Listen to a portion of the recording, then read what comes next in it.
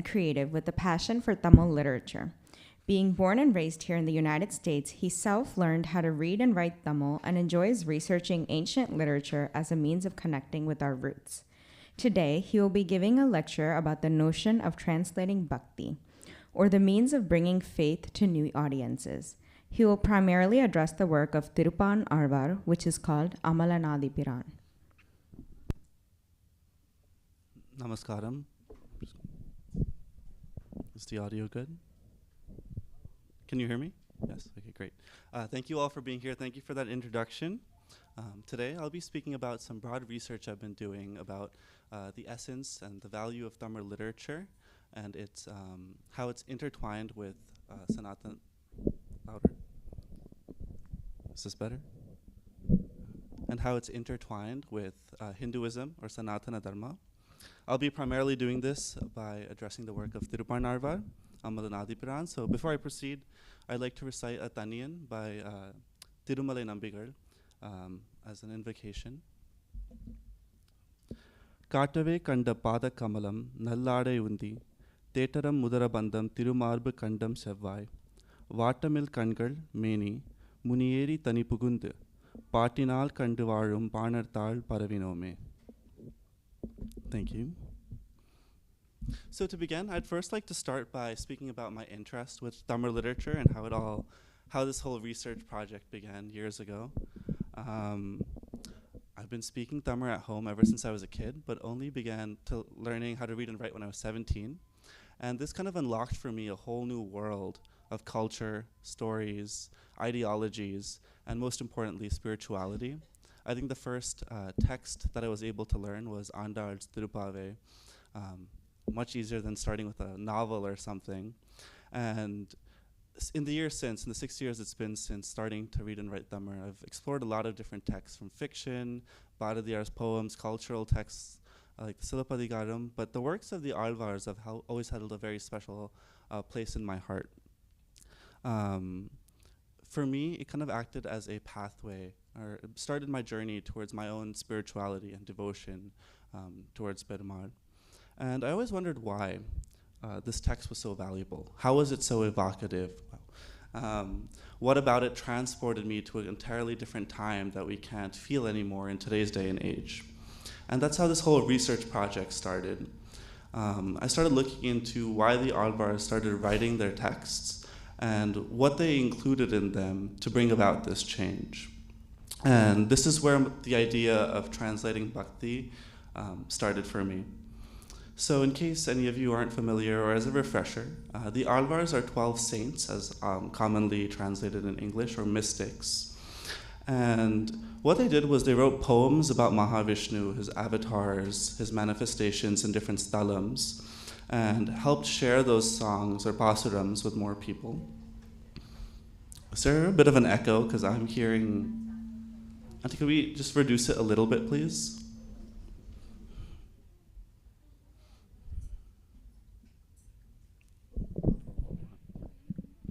Can you leave me? Is this better? Hello?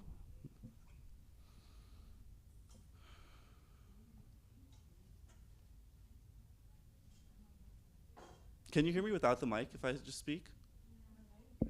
Okay. Oh. No, I just hear an echo, that's why I was checking. But if it's fine.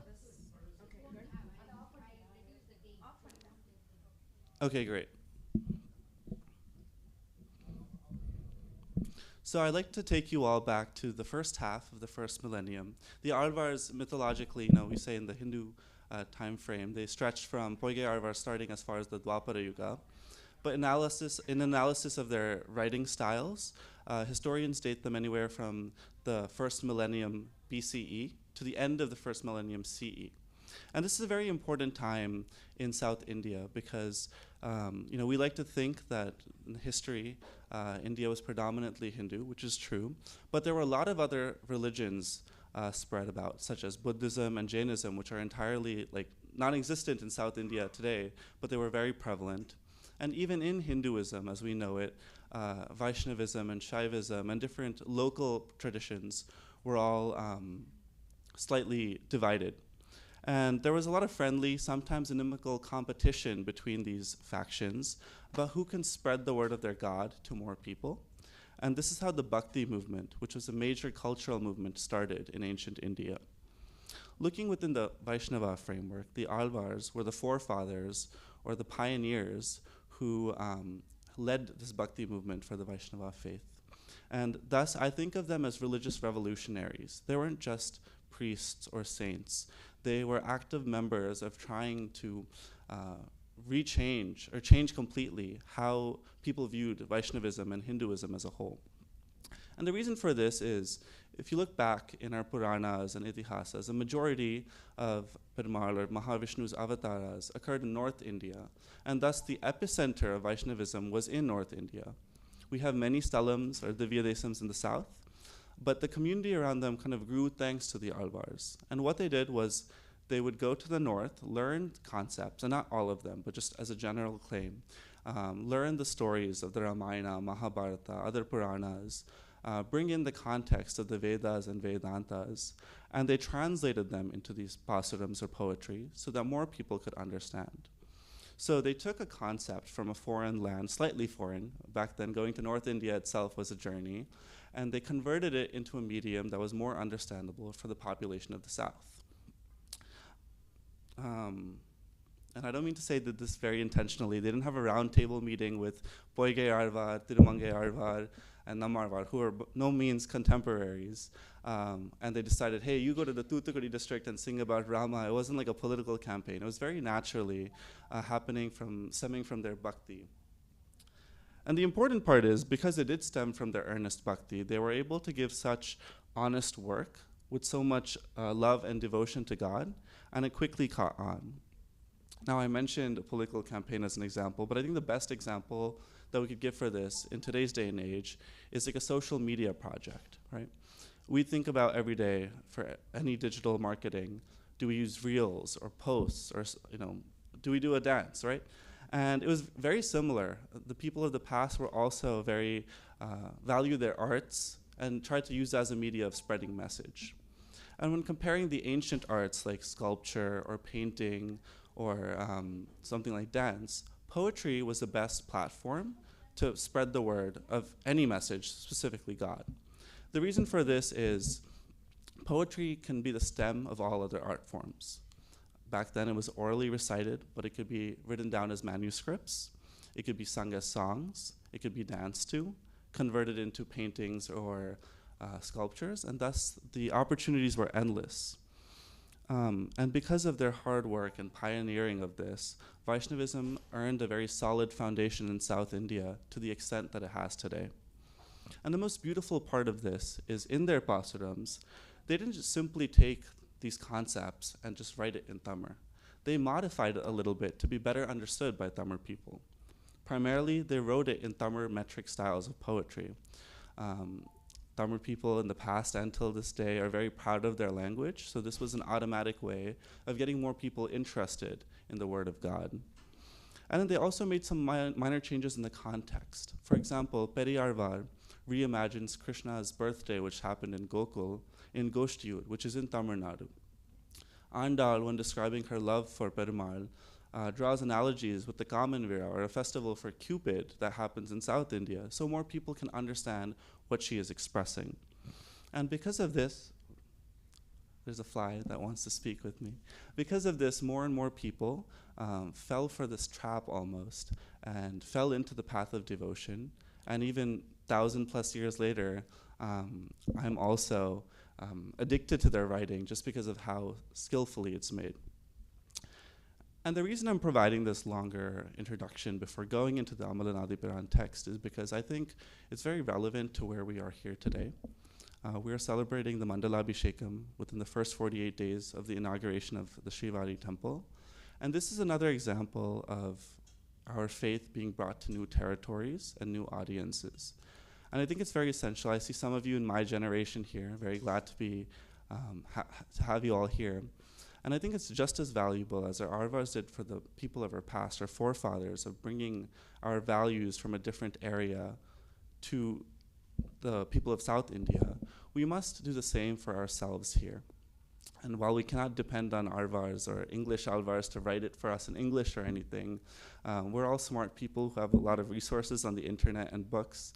So I think it's important to go beyond the participation effect of coming to temples, attending prayers. That's all important. But taking one step beyond that and investing time to learn these values from a primary source is a very essential thing that we can do to ensure that this temple and other Hindu temples in America have a strong foundation in future generations. With that being said, I'll be now going to speak about specifically the work of Thiruparnarvar and Amalanadipiran to illustrate this.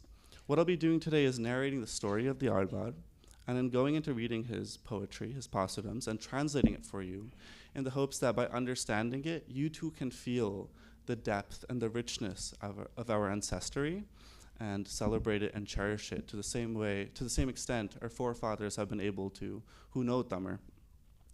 And many of you might be wondering why I chose Amalanadipiran today. Firstly, it holds a very special place in my heart. It was one of the first Alvars that I read. And he's the Alvar who wrote the fewest poems, just 10. And that's going to take me the greater part of this hour to talk about. So you can imagine what would happen if I wrote about Nammarvar, who wrote 1,300 poems. And lastly, I'll go on to recite his story, and in that you will see that it also shares that notion of how bhakti can be celebrated or cherished in different manners, and it plays into this whole idea of what translating bhakti can be. So with that being said, I'd like to now recite the story of Thiruparnarvar, and I'd like you all to imagine this happening before your eyes because it will be very valuable when I start reading the Tamil poems. Thiruparnarvar, as I said, all Alvars are manifestations of different elements of Mahavishnu, and Thiruparnarvar is believed to be the Amsam of the SRIVARI, which is the birthmark on Mahavishnu's chest.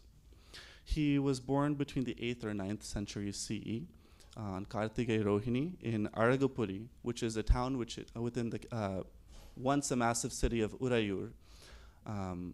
Today, Urayur itself is a small town within the greater Trichy metropolitan area, if you're wondering where this is all taking place. The town is on the banks of the Kaveri River, facing Srirangam, which is a very important sthalam for the Vaishnava faith. Many Alvars are known by their birth names. Periyarvar was Vishnuchittan, Andal was Gode. Thiruparnarvar doesn't have a birth name. It was never recorded. So for today's purposes, or in generally, we address him as Barnar Perumal. And this term Barnar, what it means is it's a community of musicians, bards, and singers. They were the people in the ancient society of India who mastered the art of music in its various forms and performed at temples, royal courts, and street processions. It was what they did from a young age for their whole life. It was their sole purpose in life.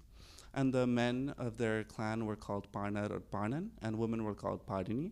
So this name, Parnar Perumal, is associated with Thiruparnarvar when talking about him before he got the title. Yes. Historically, as I just mentioned, they were an integral part of temple life. They would play for dance performances, for utsavams. However, in this story, there's a notion that Thiruparnarvar was not allowed in the Srirangam temple. And yet it was his greatest aspiration to go see that Perumal because he grew up on the banks of the Kaveri, listening to stories about Ranganadhar, and that's what he played music about. So it was his greatest aspiration, but he did not allow himself to go into the temple as per the rules.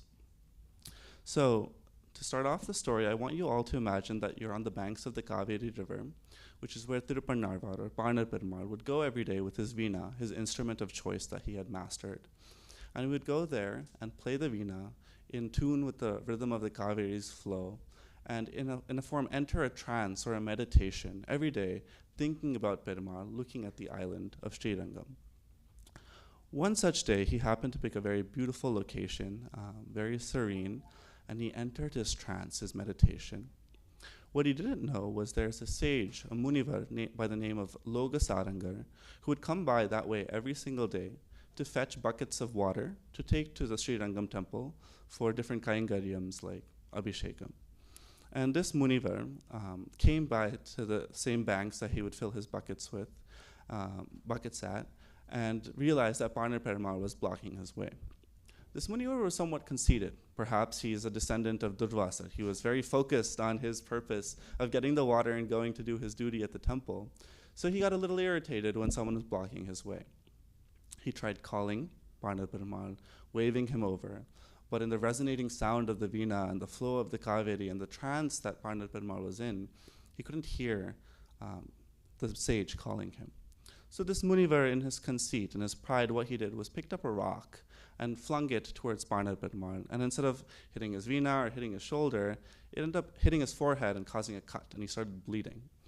So Parnar Perumal, feeling the blood, wakes up, realizes what he's doing. He sees the sage behind him and realizes that he's in the way. And he's a very humble man. He knows what he's done, and he doesn't get angry or anything. He just leaves, he takes his Veena and goes. And Logasarangar, with his very dutiful purpose of filling these buckets and going to the temple for the Abhishekam, doesn't think much of it either. He just goes to his duty. If any of you have been to Srirangam, you know it's a long walk from the front Gopuram all the way to the inner Sannadhi. And as he's making this walk with his heavy buckets, pots, he sees bhaktas and priests all leaving the Sannadhi with a lot of worry and concern. Something's happened inside. So he sets his pails down, goes inside, and notices that on the large form of Ranganadhar, the statue, the Mulavar Vigraham, there's a cut on his forehead, very similar to the cut he just made, which is bleeding. And he exclaims, what has happened? He realizes that has something to do with him because he just caused the same accident. And in a mind voice or in a dream, he hears Ranganadhar's voice come to him and tell him, look, what you just did, you thought you were doing an act of bhakti towards me, and that you thought that Kaingaryam was more important than other people's bhakti towards me. You thought Parnar Perumal was hindering your act of service, so you hurt him. And while he was himself doing his bhakti towards me, he was showing his bhakti to me through music. So he kind of tames his agande or pride in thinking that one form of bhakti is greater than another form of bhakti. And he instructs him, go apologize and bring him to me. And Logasarangar, hearing the word of God, he doesn't even think about it. He immediately proceeds to Urayur, which is where Parnar Perumal lives, and goes to his door and immediately seeks forgiveness. Parnar Perumal being this, an amsam of the Srivatsam. He's an austere man, humble. He holds no anger. He immediately forgives him. And when Logasarangar then proceeds to say, I'm instructed to bring you to the temple, Parnar Perumal then says, no, look, I cannot step foot in that temple. It is not right for me to do that. And they go back and forth. And Logasarangar tries to convince him that, hey, Perumal told you to come. You can't have doubts. And Parnar Perumal's like, I don't know. I can't set foot in the temple. So Logasarangar finds a loophole. Since Parnar Perumal says you cannot set foot in the temple, what he does is as Garudarvar carries Perumal, or as Hanuman carried Sri Rama into war, he takes Parnar Perumal on his own shoulders like a vahanam. And in fact, the word vahanam is important because when Vedanta Desigar wrote commentaries on Amalanadipiran, he calls it Munivagana Bogam, or he who rode the Munivar. And Logasarangar takes Parnar Perumal all the way into the sanctum of Sri Ranganadhar and finally sets him down. And this is the context that I want you to imagine when I start reciting Amalanadipiran. I'm assuming most of you have been to Srirangam, but in case any of you haven't, as a reminder, as if you're facing the Sannadhi, Perumal is in a very massive Swarupam at the temple. His Vigram is very long. However, the door frame that you look into the Sannadhi is only 2 or 3 feet wide. You can only see a fraction of Perumal at a time. And as per tradition, you would go Pradakshinam in the room before, clockwise. So if you were to come around this way, you would only see the feet of Perumal through the door. And as you move to your right, you'd see more and more of his form as through the window, through the door, until you see his face. So Amalanadipiran, the 10 poems that Tiruparnarva wrote for us, beautifully describe each fragment of Perumal that he sees from the feet to the head. And this style of writing in Tamil is called the Padadi Kesam Varnane, starting with the feet and describing up to the Tirumugam. In this case, we don't have all the details of the hair of the Kesam, for example, but it's in this general form that Tiruparnarva writes. So now that you know the context and the background of Tiruparnarva, I will now start to recite each verse and then provide a translation of what it means in English in the hopes that you can now, with the context and the story, better understand the text. Thank you. So the first song, Amalanadipiran, Adiyar kenne aadpadutta, Vimalan, Vinnavarkon, Virayar poil Vengadavan, Nimalan, Ninmalan, Needi Vanavan, Neel Madila Rangattamman, Thiru Kamalapadam Vandin, Kannin Uldana Vakkindrathe. So this pasuram starts off by calling Perumal as the pristine, primordial Lord, who has made me feel accepted amongst his devotees, which is an integral part of the story. He finally feels accepted, like he belongs in the Sannidhi after seeing Perumal. He says Vimalan, Amalan, all are terms which mean pure in different forms. So here he says the blemishless Lord is the king of gods, the king of the devas. And he first describes Ranganatha, who is in front of his eyes, not as Ranganatha, but as Virayar Poral Vengadam. Sorry, I just want to make sure that heard. He's in Vengadam, which is Tirupati. And I thought it was very fitting because we're here today in the Sri Balaji temple that even though Tirupati Narvar is in front of Ranganatha, he sees Srinivasa in front of his eyes. And he describes him being in Tirupati where the groves are so fragrant with wildflowers in different scents.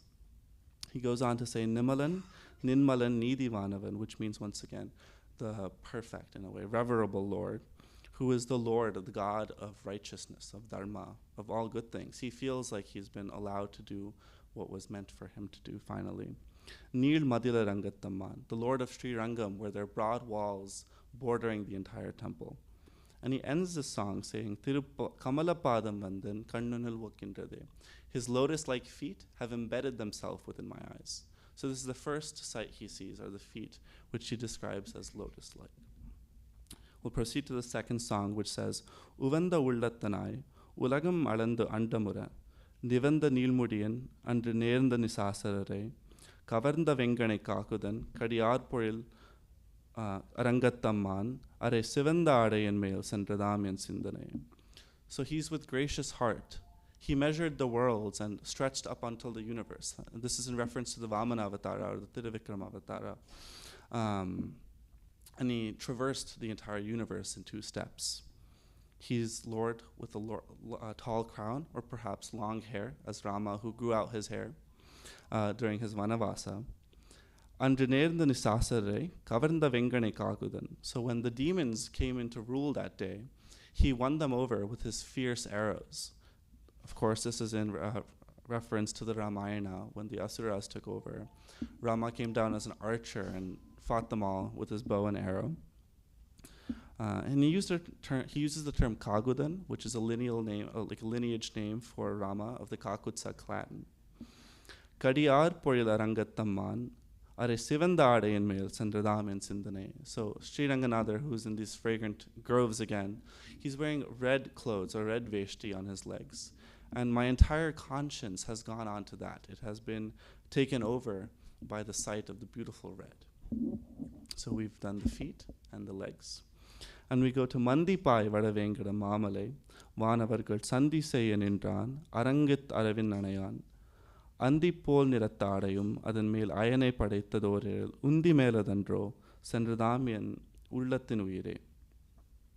What the song is saying, it's actually quite fun. He describes Tirupati, the Vengadam Hills, as where the monkeys play.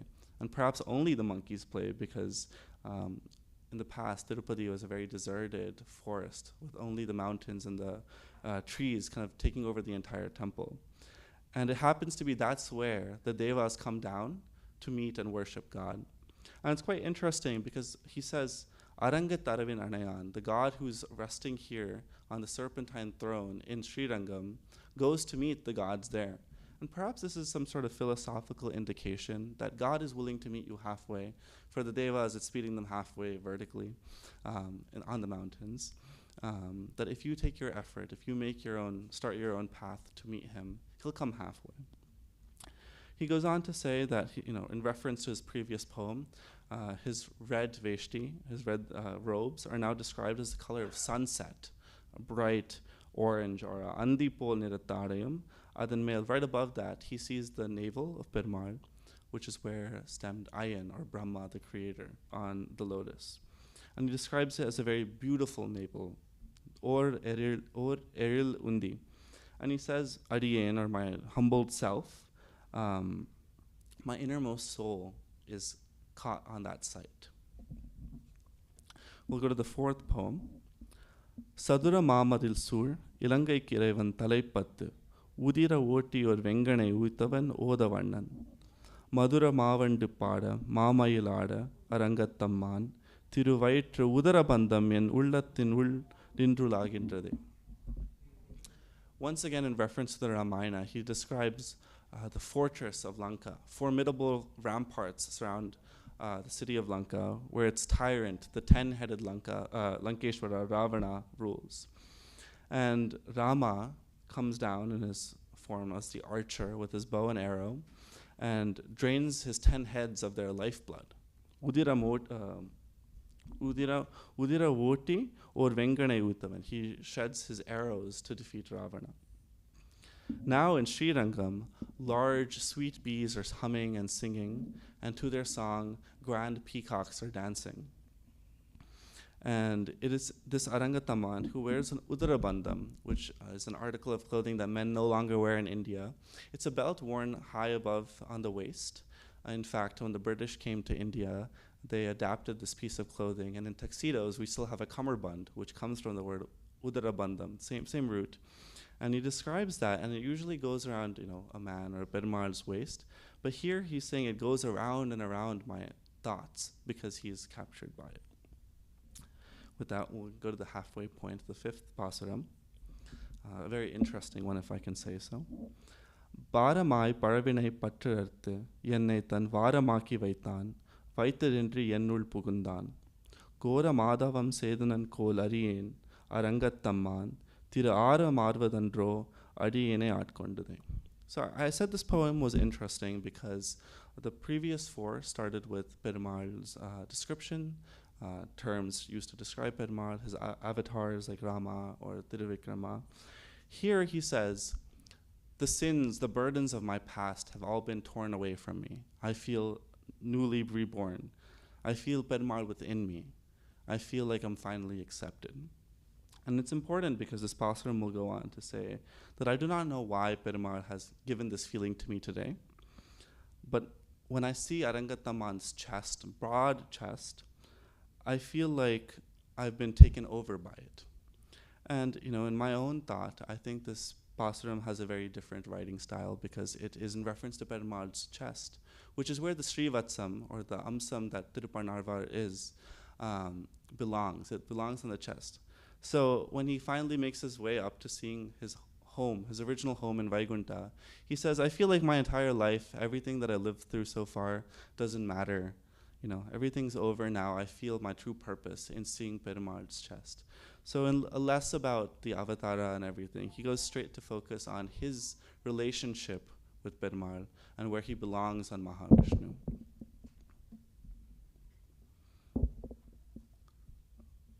This is the sixth pasuram, we're halfway there. Tunda Venpirayan, Tuyar Tirthavan, Anjireya Vandu Varpuril Sur, Aranganagar Meyappan, Anda Bagiranda Turmanilam, Yerumalvare, Mutramunda Kandam Kandir, Adiyene Uyakondade. This pasuram starts off with a story from the Puranas, which might be less known. It's the story from the Shiva Purana, actually, when Shiva kills or extracts Brahma's fifth head on top.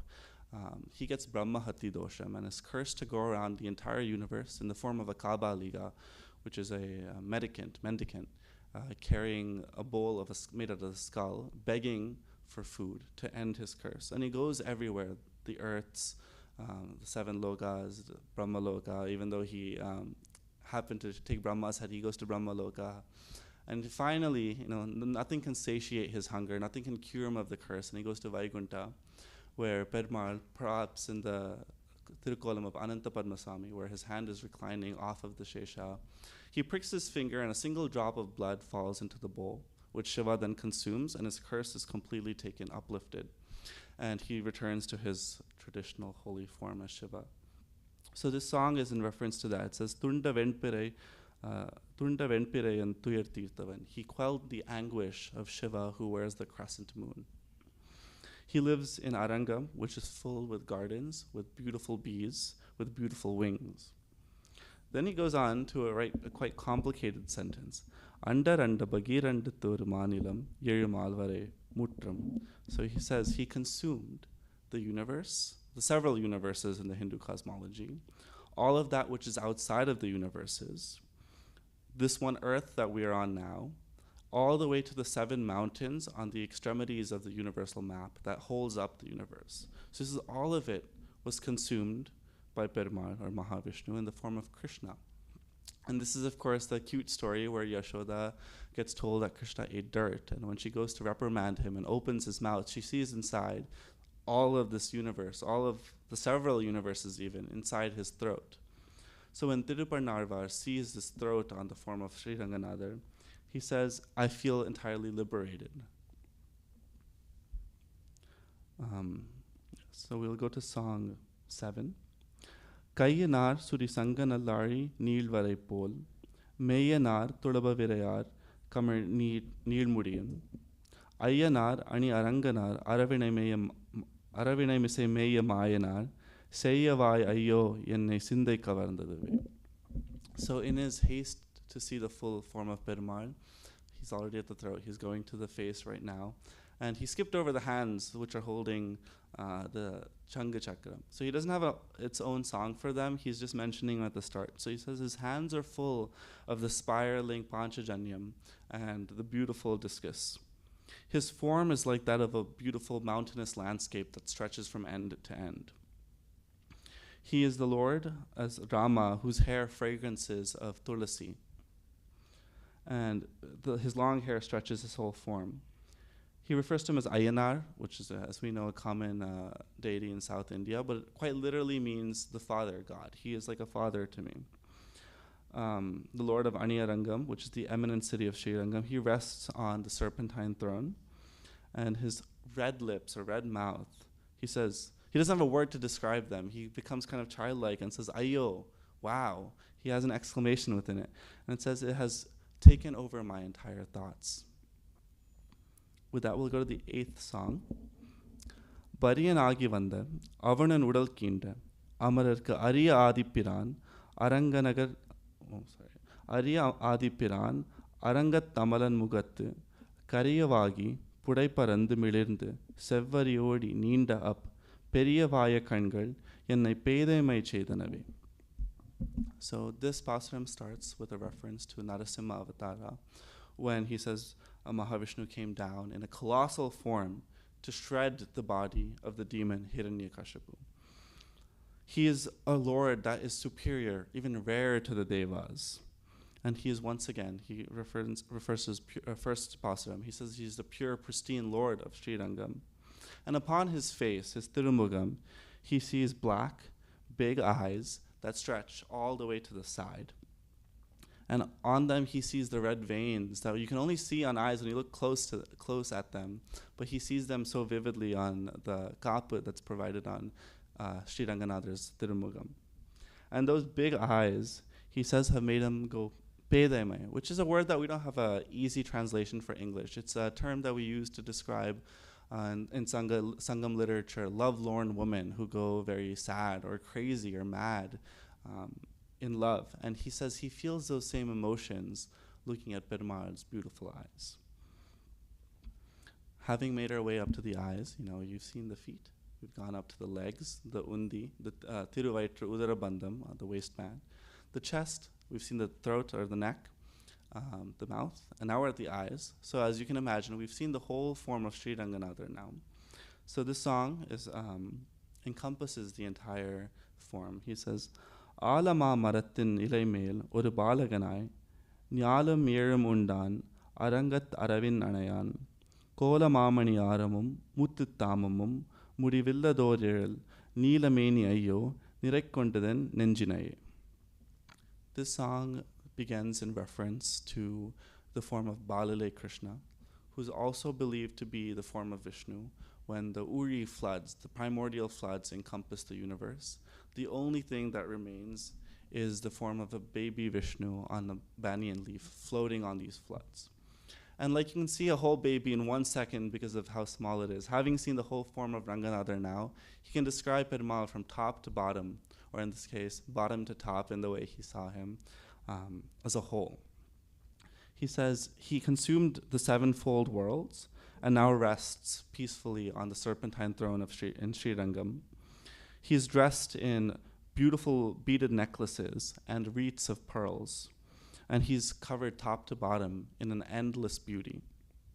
His blue form, once again, Ayo, he expresses his exclamation out loud, and he says, has fulfilled my heart. Nirai kondadan nenjinaye.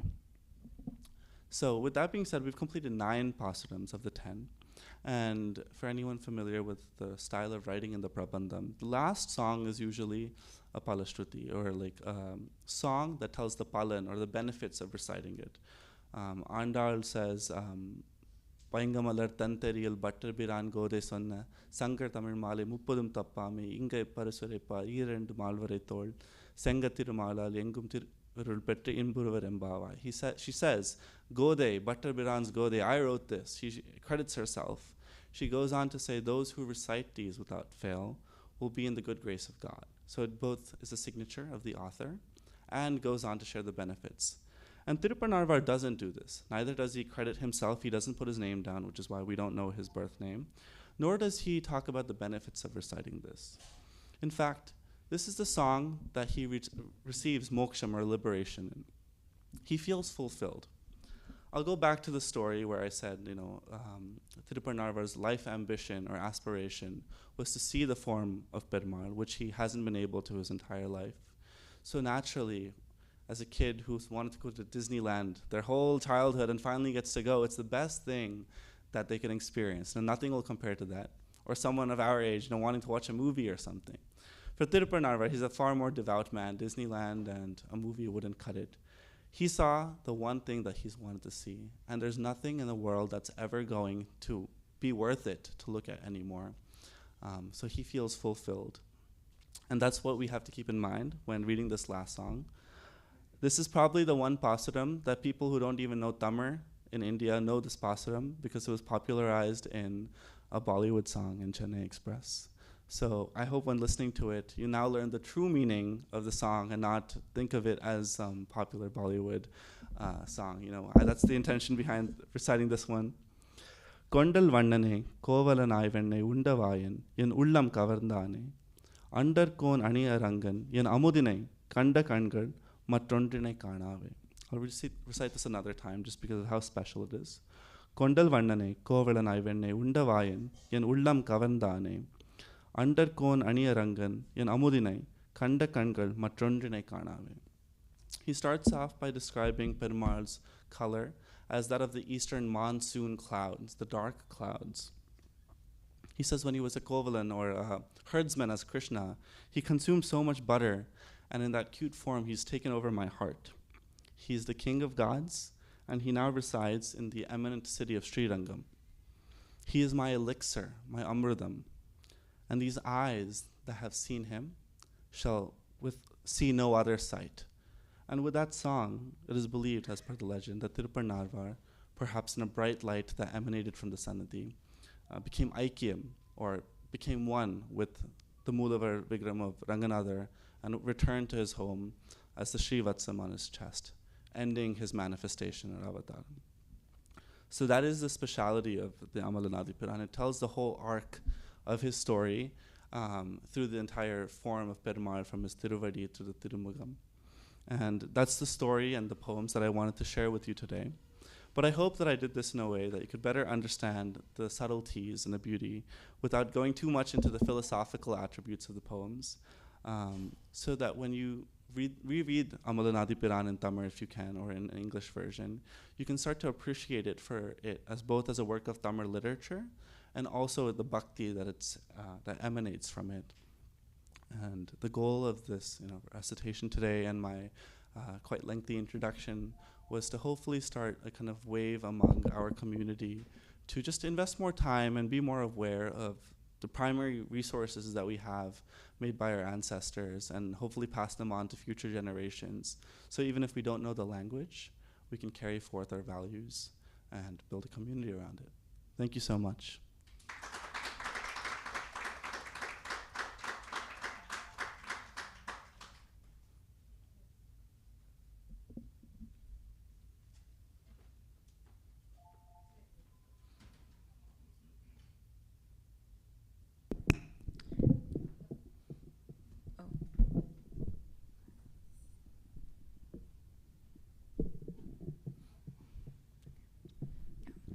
Thank you, Siddharth. That was a very enlightening discussion.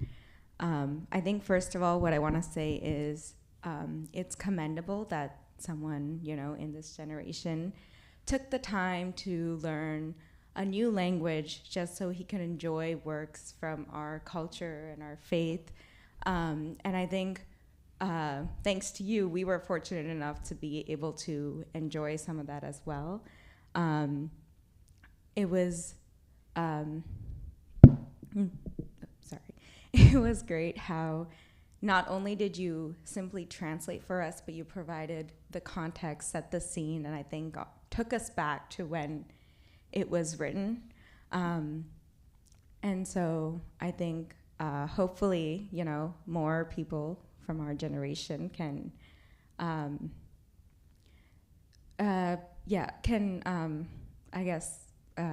hopefully learn and have the same interest in, I think, like you said, learning about our culture and values. And, I'm sure Perumal and Thayar will continue to bless you so that you can do many more talks like this, and hopefully we get to listen to those as well. Thank you so much. Yeah, thank you. Do you want to join us at the Sanadi? Well, before I get up, does anyone have any? I sped through it a little bit, so if anyone has any questions, I'm by no means an expert, but I'm happy to talk about anything that I might have jumped over. Yes.